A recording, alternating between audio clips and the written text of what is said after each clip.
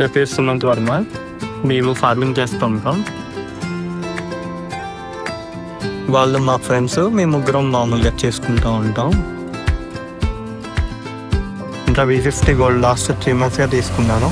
దీని ముందు 1 year back ఇంట్లో V50 తీసుకున్నాను. నాకు చాలా బాగుందని, కొత్తగా మోడల్ వచ్చిందని ఇంట్లో V50 గోల్డ్ కూడా తీసుకున్నాను.